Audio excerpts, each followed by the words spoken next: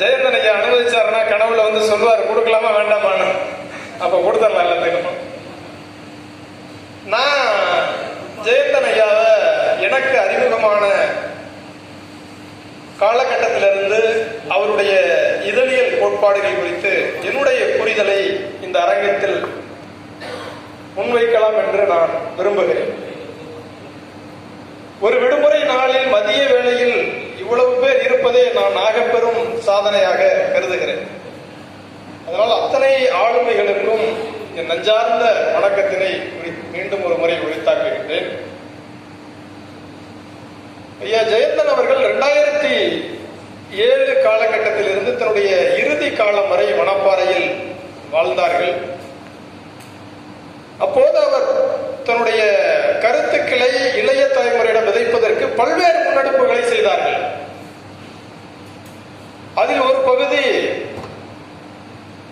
சிந்தனை கூடல் என்ற அமைப்பை தோற்றுவித்து ஒரு 60 பேர் 70 பேருக்கு அஞ்சல் அட்டையில் தகவல் அனுப்புவார்கள். அந்த நிகழ்ச்சிக்கு குறைந்தது 40 பேர் 50 பேர் வருவார்கள். ஒரு விவாத அரங்கமாக அந்த நிகழ்வு நடக்கும். மிக குறைந்த செலவில் ஒரு நிறைவான நிகழ்ச்சியை நடத்துவது என்பதை ஐயா அவர்கள் எங்களுக்கு கற்றுக் கொடுத்திருக்கிறார்கள். ஒரு தேநீரோடு அந்த நிகழ்வு முடிவு பெறும். இன்றைக்கு ஊடகங்களில் விவாதங்கள் என்ற பெயரில் நடக்கின்ற கூத்துக்களை எல்லாம் பார்க்கின்ற போது இப்படி தொலைக்காட்சி முன்பாக உட்கார்ந்து கொண்டு எந்த பொது அக்கறையும் இல்லாமல் தன்னுடைய குரலை உயர்த்து பேசுவது மட்டுமே திறமை என்று கருதி கொண்டு பேசுபவர்கள் எல்லாம் ஐயா ஜெயந்தன் அவர்களுடைய சிந்தனை கூடல் விவாதத்தை ஒரு முறை பார்த்திருந்திருப்பார்களானால் அவையெல்லாம் தவிர்க்கப்பட்டிருக்கும். தமிழ்நாட்டிற்கு ஊடகங்களில் ஒரு பொற்காலமாக அமைந்திருக்கும். அப்படியான ஒரு சிறப்பான நிகழ்வுகளை நடத்தி காட்டினார்கள். விவாதம் என்றால் இப்படித்தான் இருக்க வேண்டும் என்ற ஒரு இலக்கணத்தோடு ஒரு வரையறையோடு அந்த நிகழ்வுகளை நடத்தி காட்டினார்கள்.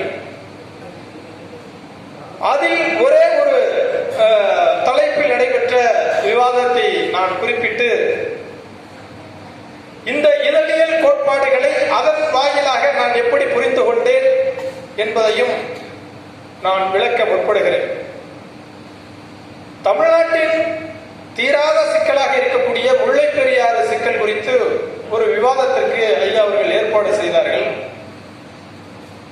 அந்த விவாதம் ஒரு நாள் விவாதம் என்று திட்டமிட்டிருந்தாலும் கூட 2 வாரங்கள் ஒவ்வொரு சனிக்கிழமையும் 2 வாரங்கள் அந்த முல்லை பெரியாறு சிக்கல் குறித்த விவாதம் நடைபெற்றது.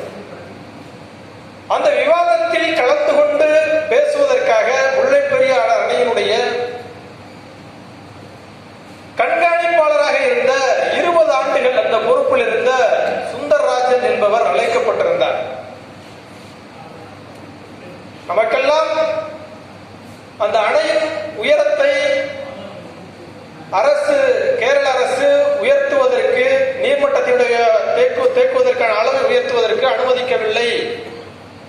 அந்த அணை குறித்து ஒரு எதிர்மறையான கருத்தை அந்த அரசாங்கம் தொடர்ந்து தெரிவித்துக் கொண்டே இருக்கிறது என்ற செய்தி தான் தெரியும்.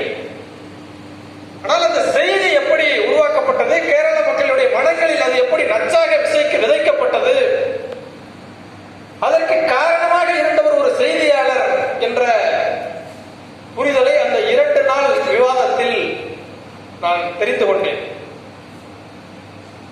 1979ஆம் ஆண்டு குஜராத்தில் மோர்பி என்ற மாவட்டத்தில் மஜ்ஜு என்ற அணைக்கட்டு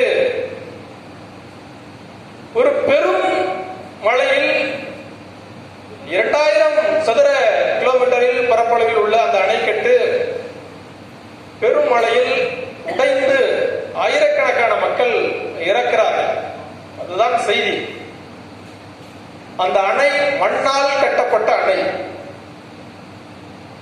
குஜராத்தில் மோர்பி மாவட்டத்தில் நடைபெற்ற அந்த பேரழிவு சம்பவம் என்பது ஒரு மண்ணால் கட்டப்பட்ட அணை பெரும் மழையால் அடித்து செல்லப்பட்டு ஆயிரக்கணக்கான மக்கள் இறக்கிறார்கள்.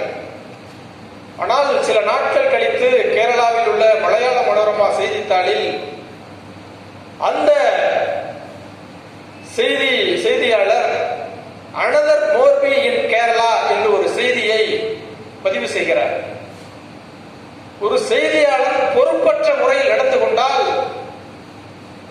அது எந்த அளவிற்கு ஒரு தமிழ்நாட்டினுடைய 5 மாவட்ட மக்களின் வாழ்வாதாரமாக இருக்கக்கூடிய முல்லை பெரியாரை கேள்விக்குறியாற்றுகின்ற அளவிற்கு ஒரு செய்தியை கட்டமைத்து அது எவ்வளவு பெரிய சிக்கலை ஏற்படுத்தியது என்பது அந்த செய்தியின் வாயிலாக ஒரு இதழ் எப்படி இருக்க வேண்டும், ஒரு இதழாளர் எப்படி இருக்க வேண்டும், அவனுக்குள்ள பொறுப்புணர்ச்சி என்ன,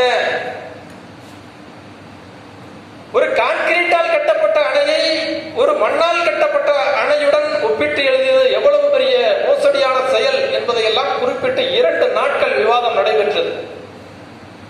விவாதத்தின் முடிவில் நான் ஒரு கட்டுரையை ஐயா அவர்களிடம் எழுதி 800 வார்த்தைகள் கொண்ட ஒரு கட்டுரையை ஒரு செய்தியின் விளைவு என்ற தலைப்பில் எழுதி அவரிடம் கொடுத்தேன்.